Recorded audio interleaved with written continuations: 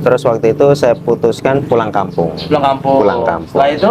Setelah itu Pulang kampung, di kampung dapat 2 bulan di kampung, saya bingung mau usaha apa, kebetulan sawah nggak punya kan, kebun nggak punya. Saya sama istri saya sama anak saya masih bayi loh, belum umur 1 tahun.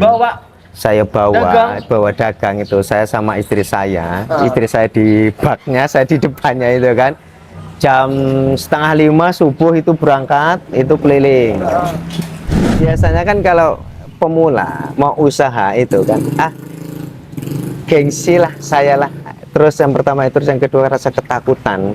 Setelah saya jalani, yaitu tadi lebih nyaman dan lebih enak seperti ini. Lebih baik kecil jadi bos ketimbang besar jadi anak buah. Assalamualaikum warahmatullahi wabarakatuh. Kembali lagi di channel Rawi Official. Nah, ini lo harus tahu, karena gue lagi ada di daerah Tawaran, Lampung, dan gue sekarang lagi bareng sama Bang Turmudi. Sehat, alhamdulillah. Bang, Mas, Pak D. Bang aja. Kalau Pak D terlalu tua. Nih langsung aja ya Bang ya. Lu kan, kok bahasanya lu kayaknya nggak sopan amat ya. Sampean lah ya. Biasa aja sih. Biasa wae lah. Jawa lah ya. Jawa. Tapi kok tinggalnya di Lampung? Orang tua dulu dari Jawa, terus migran. Oh, migran. Emang banyak sih ya di daerah Lampung yang orang Jawa ya, orang Trans ya. Sampean kan sebenarnya itu dulu ini langsung aja ya poin. Dulu itu sampean tuh sebenarnya pekerjaannya apa sih sebelum punya usaha ini dan jadi menjadi wirausaha? Dulu tahun 2003 itu saya kan ke Jakarta, terus tahun 2012 menikah. Dan dulu pas di Jakarta itu saya itu kerjanya di hotel, apa namanya, tour guide di hotel. Nah, terus pas waktu masa masa pandemi itu ada pengurangan karyawan. Di situ, di salah satu hotel tempat saya kerja itu sekitar 300 karyawan. Saat sampean masih kerja di hotel itu berapa gaji saat itu? Waktu itu sih UMR sekitar 4 juta. 4 juta. 4 juta kalau drama lembur ya sekitar 6-7 lah. Tahun berapa itu?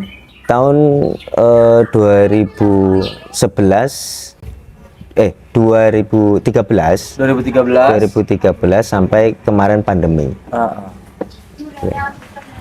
Pandemi. Itu awal gaji di 4 juta itu ya? Belum termasuk yang lainnya? Belum ya, kalau untuk yang lainnya sekitar 6-7 lah sampai itu. 6-7. Setelah itu pandemi, pengurangan karyawan. Pas kebetulan anak saya yang nomor 2 itu kan baru lahir. Dapat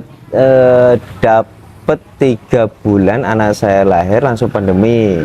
Terus dari perusahaan itu ada pengumuman pengurangan karyawan, karena kan di hotel itu kan dampaknya luar biasa kan untuk pandemi ini kan. Betul. Jadi kebetulan pas waktu itu kan saya di Jakarta itu di hotel bintang 5 kan, gitu, di Four Seasons Hotel. Itu jadi untuk tamu-tamu kan luar negeri semua. Terus. Dari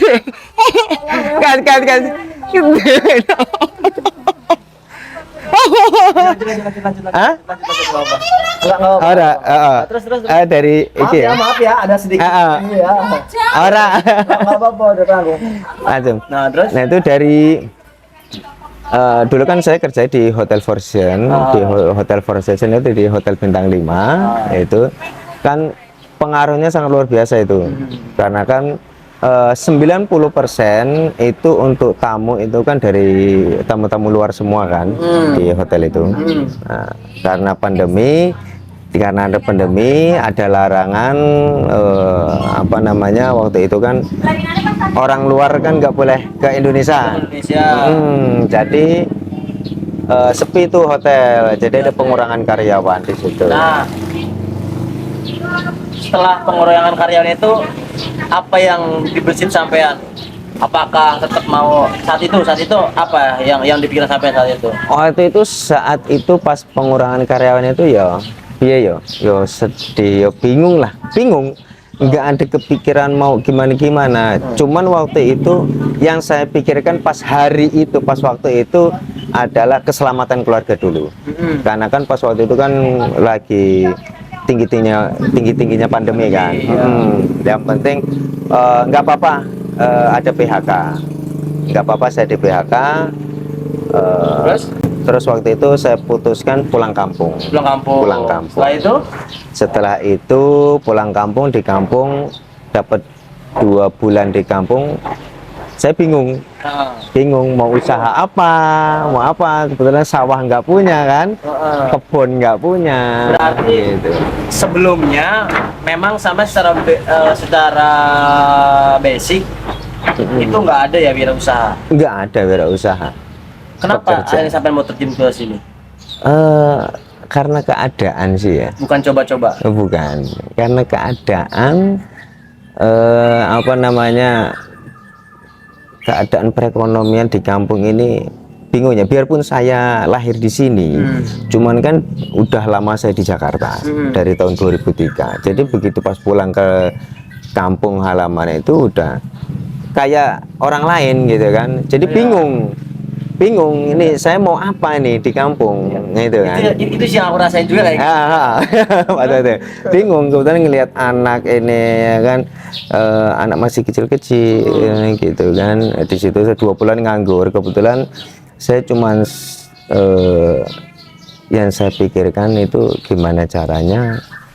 Suaranya gimana caranya? Belum sarapan apa gimana? Agak sedih. Oh, sedih. Nanti dikasih agak sedih. Terus. Jadi yang penting saya cuma gini. Saya punya 1 kendaraan. Saya punya motor. Kebetulan pas waktu pulang dari Jakarta itu kerja itu ya dapat pesangon, tapi nggak seberapa lah ya, karena udah habis untuk biaya lahiran anak. Untuk kebetulan waktu itu kan anak saya kan masih butuhnya perawatan kan, karena istri baru saja lahiran gitu kan. Gitu. Jadi saya jual motor. Dijual motornya? Jual motor. Waktu itu saya jual motor NMAX. Motor NMAX saya jual. Itu cuma dapat 15 juta. Saya jual 15 juta. Di situ saya coba apa namanya, gunakan uang dari hasil jual motor itu dengan sebaik-baiknya kan gitu. Kebetulan istri juga ini ada basic untuk di wirausaha gitu kan. Istri maunya jualan baju, jualan kain gitu kan, jualan kain. Itu dengan dana segitu saya beliin motor Tosa roda 3 itu. Saya beliin motor roda 3. Di situ beli motor itu 12 juta. Beli motor Tosa 12 juta. Terus masih ada sisa itu saya saya belanjain kain. Itu belanjain kain. Saya belanja kainnya enggak yang mahal-mahal, Mas. Kain apa itu? Kain bekas. Ya, jadi kayak apa namanya ini, yang kodian itu loh, yang kodian itu, yang dari mana itu? Bangka. Oh, Bangka. Daerah mana sih? Daerah sana lah. Saya beli barang itu di Jakarta. Saya ada channel teman saya itu nawarin, ini kalau kamu mau usaha jualan kain, ini saya ada. Waktu itu saya modal 2 juta. Saya beliin semuanya. Itu saya dapat 3 bal. 2 juta itu saya dapat 3 bal. Terus itu kain bekas itu, bukan kain baru, kain bekas. Itu. Jadi apa namanya, saya jualan itu, saya coba itu dengan harga 15.000. 15.000. Satu kain 15.000. Itu. Jadi memang proses itu cukup panjang ya. Cukup Bang panjang. ya. Awalnya sampean buka usaha itu tujuannya kan ini udah singgah, udah netep di kampung ya. Udah netep. Yang tadinya di Jakarta dengan hingar-bingarnya ramainya kota Jakarta, terus pindah ke kampung halaman kan jadi kayak bisa tempat ramai, tempat sepi. Iya. Sampai buka usaha ini awalnya sampai tujuannya karena apa nih? Tujuannya ya demi keluarga aja. Demi keluarga. Demi keluarga. Yang penting demi anak sama istri. Gimana caranya tetap jalan ya? Tetap jalan. Ya namanya kita kepala rumah tangga kan gimana caranya itu ya kita harus bertanggung jawab lah ya gitu, apapun yang terjadi gitu. Ada nggak hambatan gitu atau apa hambatan pas sampean lagi memulai usaha itu? Ada Mas, banyak hambatannya itu banyak. Pas waktu itu pas jualan kain keliling pakai motor roda 3, saya sama istri saya sama anak saya masih bayi loh, belum umur 1 tahun. Dibawa saya bawa dagang itu, saya sama istri saya, istri saya di baknya, saya di depannya itu kan. Jam 4:30 subuh itu berangkat, itu keliling ya, anak saya belum bangun bawa aja, sampai belum mandi, belum sarapan, bawa jam 4:30 itu saya bawa keliling. Nah, kadang itu juga mandi di masjid gitu kan. Kadang kalau ada masjid ya mandi di situ gitu, sambil keliling. Kita bertiga kadang numpang mandi di situ. Kalau ada pom bensin ya numpang mandi di pom bensin gitu kan. Kelilingnya lumayan jauh juga ya? Kelilingnya lumayan jauh. Berangkat pagi subuh gitu, pulang malam. Itu. Tapi saat itu sampean ada nggak sih sempet down, sempat mau nyerah? Kalau itu pasti ada. Pasti Nah, ada. apa yang sampean bisa terus bangkit untuk menjadi wirausaha? Anak, keluarga. Itu. Ketika saya begitu pas keliling ya ya malu ya, ada ya malu karena kan bukan itu basic saya, malu gitu kan, nggak ada keyakinan laku enggak ya, karena kan yang saya jual ini kan barang bekas gitu kan, barang bekas. Sampai pembeli juga itu ya banyak juga yang ngomong kalau di sini itu bahasanya pakan rombeng lah ya, obralan gitu ya. Mas yang sampai jual kok pakan rombeng kan? Oh ini mah pakan rombeng gitu kan. Di situ sebenarnya tuh saya tuh gimana ya, mau marah, mau jengkel, ini ya udahlah enggak apa-apa lah, karena ya ini yang saya jual gitu kan. Tapi di situ saya lihat lagi pas saya mau menyerah, pas saya mau down gitu kan, nggak ada semangat lagi karena ya itu tadi. Nah begitu saya down, saya mau nyerah itu kan, karena nggak ada bukan basic saya di situ kan. Ketika saya timbul rasa itu, yang saya lihat itu anak sama istri saya itu, di situ mulai tumbuh lagi rasa bangkit lagi rasa semangat saya itu gitu. Karena di situ anak sama istri saya kan ikut jualan juga gitu di situ. Itu yang dan akhirnya menjadi wirausaha itu menjiwai juga ya. Ya alhamdulillah dengan berjalannya waktu sampai sekarang saya malah lebih nyaman seperti ini gitu ketimbang kerja ikut orang lain. Ada cara tertentu nggak untuk bagaimana cara menanam atau menjiwai menjadi wirausaha buat sampean sendiri? Jadi kalau ada peribahasa kan gini kan, yo kalau kerja di kantoran itu apa namanya kerja di kantor itu kan berhadapan dengan komputer gitu kan segala macamnya. Anggap itu perusahaan kamu, itu perusahaan kamu, maka kamu akan mencintainya. Cintai pekerjaan kamu, maka pekerjaan akan mencintai kamu, kan seperti itu. Ngono kuwi. Dan apa namanya, setelah saya alami, setelah saya jalani kan, saya jalani, yaitu tadi lebih nyaman dan lebih enak seperti ini. Lebih baik kecil jadi bos ketimbang besar jadi anak buah. Seperti itu.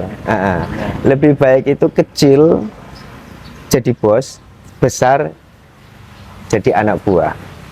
Dalam arti usaha kecil, sekecil apapun itu usaha, yang itu punya kita sendiri. Ketimbang kita jadi apa namanya, entah itu manajer, entah itu apa segala macamnya itu di perusahaan, kita tetap anak buah. Nah gitu. Itu sih. Berarti setelah sampean lewati ya lembah hutan ini kan, akhirnya sampai bisa menyimpulkan seperti itu ya. Ya, seperti itu. Dan ya alhamdulillah sampai sekarang ya alhamdulillah apa kebutuhan istri dan anak alhamdulillah bisa kecukupan, bisa tercukupi seperti dengan usaha seperti ini. Nah, ini buat teman-teman yang ada di rumah, buat teman-teman yang nonton video ini juga,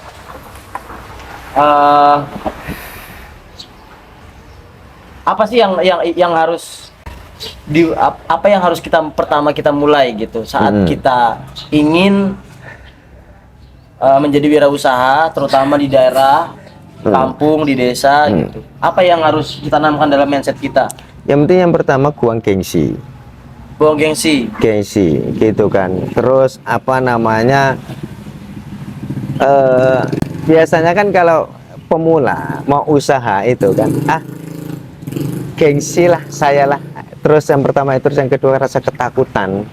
Ketakutan seperti apa nih? Ketakutan apa? Laku enggak yang kita jual gitu kan? Ada yang beli enggak kan gitu kan? Pada dasarnya gini, ada yang jual pasti ada yang beli, gitu. Kan seperti itu. Harus yakin berarti. Yakin, penuh dengan keyakinan. Terlepas dari konsekuensi kita bakal rugi ataupun untung, itu dulu yang ditanamkan ya. Itu dulu. Yang jelas orang usaha itu nggak ada ruginya, Mas. Ya pasti untung. Tergantung manajemennya itu tadi. Sebenarnya setelah saya alami, semua orang usaha itu nggak ada yang rugi kok. Pasti ada ujungnya, dapat ujungnya. Gusti Allah ki Maha Adil, kan gitu. Gusti Allah itu Maha Adil. Maha Adil. Gusti Allah ki Maha Adil. Tergantung ini tadi kembali lagi ke manajemennya. Gitu aja. Cara kita mengelola keuangan itu tadi. Kalau kita mau mengikuti selera orang itu kan tinggi. Udah punya motor pengen mobil, udah punya mobil pengen pesawat kan gitu kan gitu. Kalau kita ikuti ya nggak ada cukupnya. Yang penting cuma satu, rasa syukur, bersyukur aja udah. Gitu. Apa seberapa pun yang kita dapat kita syukuri. Nah, yang penting awal pertama kita memulai usaha itu yang penting kita yakin ngene gue. Gitu. Bawahnya ada yang jual pasti ada yang beli. Ada yang jual pasti ada yang beli, yakin. Tapi sampai kedepannya dengan usaha yang sekarang ini, kedepannya apa mau sampean lakuin? Untuk kedepannya sih yang pasti setiap orang usaha itu pingin lah ya mengembangkan usahanya, itu lebih besar lagi. Nah di sini saya kan salah satunya ada usaha kayak baju, kayak ini somai gitu kan. Dan ini saya kembangkan ini usaha ini. Setidaknya insya Allah target saya untuk tahun depan ini saya mau buka satu cabang lagi. Buka satu cabang lagi. Mas Tur, Mas Tur, Bang Tur lah. Apa pesan-pesan buat teman-teman di sana yang ingin memulai? Pesan buat teman-teman di sana. Yang penting yang pertama gini, yakin, terus buang gengsi, terus yakin, buang gengsi dan apa namanya, selalu tetap bersyukur, Tetap bersyukur. selalu bertahan. Sekecil apapun penghasilannya, Kita syukuri, kita syukuri. optimis, optimis, pasti bisa. Ada yang jual, pasti ada yang beli. Itu tadi. Oke. Gitu, Nah, terima kuy. kasih, mudah-mudahan Oke. ini satu perjalanan Bang Turmudi Ya. jadi motivasi buat teman-teman di sana yang nonton video ini, dan jangan pernah malu untuk memulai. Itu tadi, jangan malu untuk memulai. Pernah malu untuk memulai. Apapun usahanya itu harus kita jiwai, dan apa namanya ini, kita syukuri. Itu ya, yang muda-muda biasanya kan, saya udah banyak kok Mas yang apa namanya, saya suruh jualan somai gitu, saya tawarkan, daripada kamu nganggur kamu jualan somai gitu kan. Nah ini mereka pada nggak mau, jawabannya mereka itu malu. Gengsi, Malu, isin lah ngono kuwi, malu. Karena apa? Yang saya lihat ya, mereka niku urung ngerti duitnya. Kalau kamu udah tahu hasilnya, untungnya ya mungkin nggak ini. Yang pertama itu tadi, jalani dulu, yakin. Yakin, bismillah. Itu tadi. Oke, terima kasih Bang Turmudi. Maaf ini mengganggu waktunya. Ya, nggak apa-apa. Ini lagi santai juga sih. Banyak teman-teman yang Sama ini, apalagi? kopinya diminum dulu. Oh ya. Oke, buat teman-teman semua, terima kasih banyak yang udah nonton video ini. Mudah-mudahan menjadi motivasi buat kita. Dan satu hal yang harus kita lakukan adalah sesuatu hal yang apa yang kita lakukan itu memang harus dengan keyakinan dan harus untuk memulainya. Apapun itu resikonya, terlepas dari itu kita harus berani. Oke, terima kasih banyak. Assalamualaikum warahmatullahi wabarakatuh. Ya. Terima kasih. Oh ya. Sama-sama. Mau gue diseripit lagi. Iya, terima kasih banyak ini.